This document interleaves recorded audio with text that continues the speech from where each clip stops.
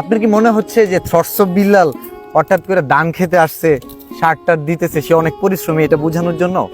কিছুদিন আগেও দেখলেন যে ছেলেটা 5 স্টার হোটেলে ভিডিও টিডিও বানাচ্ছে, অনেক মোটিভেশন দিচ্ছে। এত সফলতার গল্প শুনি এখন সে দান খেতে এই সার দেওয়ার জন্য কেন আসছে? সত্যি কথা বলতে যারা গ্রামীণ পর্যায়ে আছেন তারা ভালো জানেন, দিন দিন এমন একটা পর্যায়ে চলে যাচ্ছে যারা কৃষি কাজ করে, তো কাজের লোকের অনেক ঘাটতি।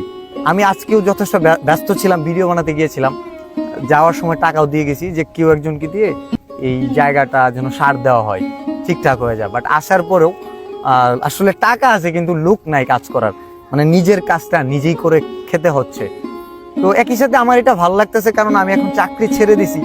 সো আমার কন্টেন্ট ক্রিয়েশন থেকেও যথেষ্ট আর্নিং করি, আমার মনে হয় খেতে না আসলেও চলতো।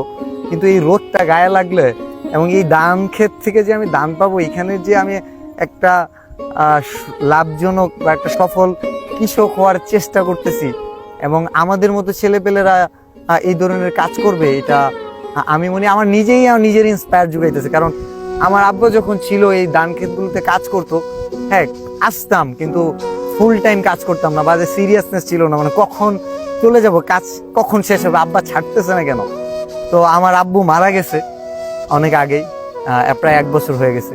এখন আমাদের যে জমি আছে আমরা 2 ভাগে ভাগ করে নিয়েছি। এই পাশে যে জমিগুলো, এগুলোতে আমি এখন ধান লাগাইতেছি। আমার আম্মা আসলে সবচেয়ে বড় গৃহস্থ, আমার সব ধরনের কাজে আম্মাই হেল্প করে। তো আমার রিকোয়েস্টে আজকে আসা, আশা করি যে এই ধান ক্ষেত আমাকে অনেক দেখবেন, খুবই দেখা হবে। এই বন, এটা হচ্ছে জানকীপুর বিল, আমাদের আরেকটা বিল আছে গজাইরা বিল।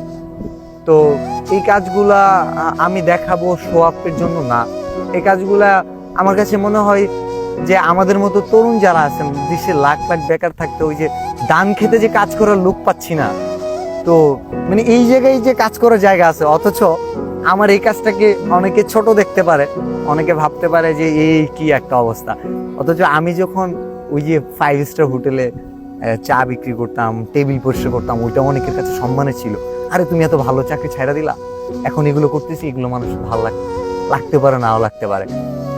তো কথা এটাই, আসলে গায়ে রোদ পড়বে, বৃষ্টিতে ভিজবো, এই অর্থ উপার্জন করতে গিয়ে কষ্ট হবে, এবং এই কষ্টের মধ্যে যে অর্থটা, এই অর্থটা আসলে প্রাপ্তির, সম্মানের। এবং এই ভিডিও থেকে যে লাখ লাখ টাকা আসবে, আসলে ততটা আঁচ কাটবে না যে আসলে আমার পরিশ্রম কত দূর ছিল। কি আর বলবো, অনেক কথাই বলার বাকি, হয়তো আস্তে আস্তে বলবো যদি আপনারা শুনতে চান। আপনারা কি শুনবেন?